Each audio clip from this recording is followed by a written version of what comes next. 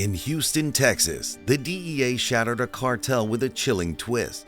Its leader required members to undertake satanic rites for initiation, even employing a dark arts practitioner to protect their drug shipments. On the other side of the border in Mexico, Sicarios desperately seek the blessings of La Santa Muerte, or the Holy Death, to evade the clutches of rival groups and escape untimely demise. Throughout Latin America, criminals immerse themselves in Santería, an Afro-Cuban religious tradition. The rituals they perform, involving animal sacrifice and even the blood of enemies, stem from the belief in divine protection. Deep in the heart of Mexico, several cartels have adopted satanic initiation rituals for their hitmen, involving acts of cannibalism. In Colombia, drug lords turn to black magic ceremonies to elude capture, amplify their criminal success, and even enhance the addictive potency of their cocaine among consumers. In Sinaloa, a revered figure named Jesus Malverde, an apocryphal saint, receives prayers from numerous sicarios who believe he works miracles. Some other cartel members also turn to Catholic figures such as Saint Jude Thaddeus and the Holy Infant of Atocha for divine protection. So why this fixation on superstition, black magic, and witchcraft among criminals, and their belief that they are protected by a divine entity? What truly occurs during these sinister spiritual rituals? In this spine-chilling episode of Illicit Investigations, we unravel the intriguing ties binding drug cartels to black magic, Santería, and satanic rituals. We'll delve into the roots of these practices and explore why they've been embraced by criminals. Join us on this haunting journey as we expose a profound element of narco culture. During an ambush of the Mexican Marines in October 2015 in the Sinaloa Mountains, a convoy of sicarios was targeted, resulting in the incineration of their vehicles. Remarkably, the only item to survive was an image of La Santa Muerte. The soldiers were pursuing Joaquin El Chapo Guzman, who had recently made his infamous escape from the Altiplano prison. In this particular attack, he managed to evade capture.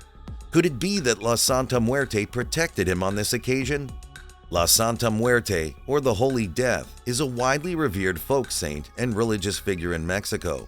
Depicted as a female skeletal figure resembling the Grim Reaper, she is strongly associated with death and the afterlife. Despite her intimidating appearance, followers of La Santa Muerte perceive her as a protector and bestower of miracles. They see her as a deity capable of granting favors, including healing, love, and prosperity. Symbolically, she is depicted and attired in various colors, each representing different powers. Devotees of La Santa Muerte maintain altars in their homes, adorned with candles and flowers. They make daily offerings, such as money, food, bottles of liquor, or parts of deceased animals, in the hope of receiving favors and miracles from her. The popularity of La Santa Muerte has witnessed rapid growth in recent years. It is estimated that there are now approximately 10 million devotees of La Santa Muerte in Mexico, with the largest altar located in the city of Tultitlán in the state of Mexico. The cult of La Santa Muerte has gradually expanded to the United States, particularly with the migration of Mexicans. Altars and chapels dedicated to her are becoming more prevalent in states such as California, Arizona, and Texas. She is also known by other names such as La Niña Blanca, or the White Girl, also La Patrona, or the Boss, and La Flaca, or the Skinny Girl. The veneration of Santa Muerte exists outside the confines of mainstream religious institutions in Mexico and is often regarded as a syncretic practice that combines elements of Catholicism, Aztec indigenous beliefs, and folk traditions. However, the Catholic and Christian churches disapprove of the adoration of this figure. Within Mexico's narco culture, La Santa Muerte holds significant popularity. Criminals perceive her as a potent and protective figure who can offer them safety, deliverance from harm, or aid in their illicit activities. They may seek her protection against rival cartels and law enforcement authorities. Criminals also pray to her in pursuit of success, wealth, and prosperity in their unlawful endeavors. Many individuals facing challenging lives and engaging in difficult professions such as prostitution are drawn to La Santa Muerte because she is perceived as non-judgmental and accepting of people from all walks of life, including those involved in the underworld. Criminals find support in her perceived lack of moral judgment and seek her understanding and assistance. Tattoos depicting La Santa Muerte are prevalent among sicarios and gang members. Hitmen of the Gulf Cartel and the Zetas often sacrifice their rivals during dark cult rituals performed at La Santa Muerte altars. These altars are adorned with the deceased bodies of their victims, accompanied by lit candles and written messages. Even Mexican police officers turn to La Santa Muerte in prayer, seeking protection from the violence prevalent in the drug war. La Santa Muerte is one of the most venerated figures in religious practices known as Santeria. Tepito, known as the most dangerous neighborhood in Mexico City, serves as a breeding ground for various criminal activities. Within this district, La Unión Tepito reigns as a brutal organization, overseeing drug trafficking, assassinations, kidnappings, and extortion. In February 2020, one of the organization's leaders, a young individual named Oscar Andres Flores, alias El Lunares, was apprehended. During this period, the Mexican Marines conducted raids on properties belonging to his family members and associates, and what they found was terrifying. Altars adorned with various objects, including La Santa Muerte and other African figurines, satanic symbols, voodoo dolls, images of Catholic saints, as well as candles and burnt cigars. El Lunares and his family were deeply involved in the practice of Santeria, a syncretic religion originating in 16th century Cuba. The African slaves brought their religious beliefs and practices, which they amalgamated with Roman Catholic Christianity. Santeria, being a complex and diverse religion, revolves around the belief in orishas, spirits that hold the power to assist individuals in their lives. These orishas are revered as deities or intermediaries between humans and the supreme creator, Olodumare. Each orisha possesses distinct characteristics, symbols, and is associated with a Catholic saint. Santeria practitioners engage in rituals, offerings, and divination to communicate with the orishas, seeking their guidance, blessings, and protection. Within Santeria, numerous orishas exist, each embodying unique personalities and powers. Among the most prominent are Chango, the god of thunder and lightning, Ogun, the god of iron and war, Yemaya, the goddess of the ocean, and Obatala, the god of creation. However, instances arise where Santeria converges with black magic practices, allowing sorcerers to conduct rituals that benefit their clients while causing harm to others. This phenomenon frequently occurs within the realm of drug trafficking, where criminals seek to manipulate, harm, or control individuals, events, or the natural world. Such rituals are often associated with negative intentions and are believed to tap into dark forces or malevolent entities. Within this context, a tradition emerges among Colombia's most powerful drug kingpins who invest significant sums of money in Santeria masters, shamans, or sorcerers capable of performing various forms of witchcraft. These individuals firmly believe that by practicing Santeria and employing black magic rituals along with amulets, talismans, or charms, they can shield themselves from law enforcement, rival cartels, or other potential threats. These practices predominantly stem from superstitions and the belief that supernatural forces can provide a protective barrier.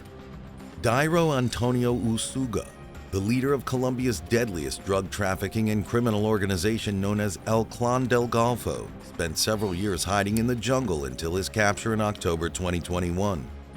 He relied on his shaman, who performed witchcraft aiming to evade arrest. Santeria and black magic use symbols, hidden meanings, and secret ceremonies that fosters an aura of mystery and exclusivity, attracting clients from the underworld. In Colombia, drug traffickers resort to witchcraft to protect their drug shipments and enhance addiction levels among users. Additionally, criminals often consult shamans to communicate with spirits, seeking guidance on decision-making, identifying potential traitors or thieves within their organizations. Tragically, these revelations during dark ceremonies have led to numerous killings. These rituals involve music, dancing, drumming, animal sacrifices, and even gruesome offerings to the saints, including human remains of individuals they have killed. Women involved in the narco world utilize these spiritual practices to acquire or maintain the love of their boyfriends or husbands. They may also employ these practices to inflict harm upon other women or mistresses they perceive as threats. Within Mexico City, there exists a significant market known as the Mercado de Sonora, where individuals who practice Santeria and black magic can obtain all the necessary items for their ceremonies. Santeria places strong emphasis on ancestor veneration and the concept of Egun, which refers to the spirits of the deceased. It is for this reason that La Santa Muerte has been adopted into its rituals.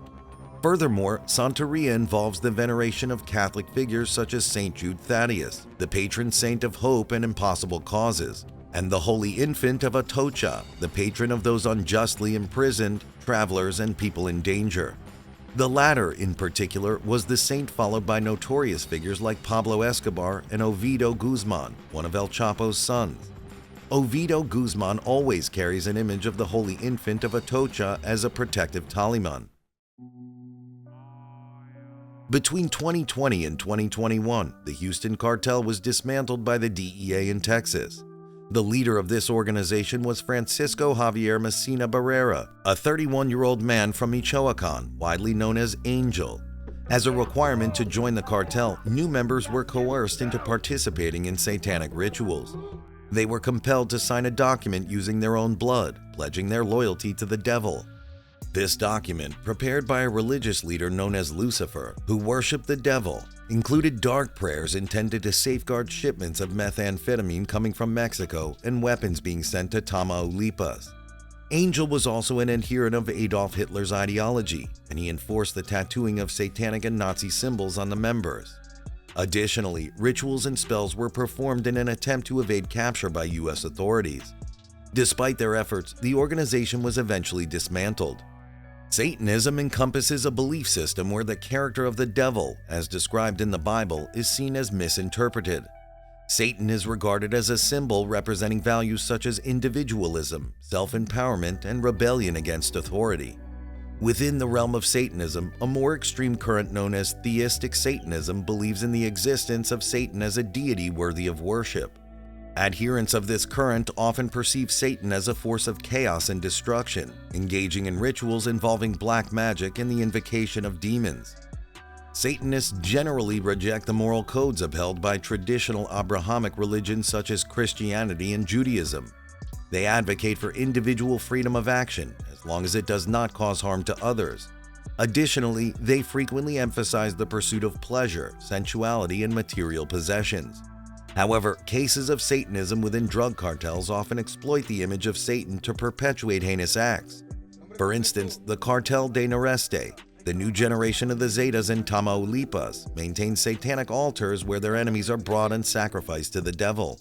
Similar records exist for cartels such as Los Caballeros Templarios, created by the now-deceased Nazario Moreno, also known as El Chayo or El Mas Loco, who incorporated satanic initiation rituals involving sicarios eating the organs of recently slain enemies.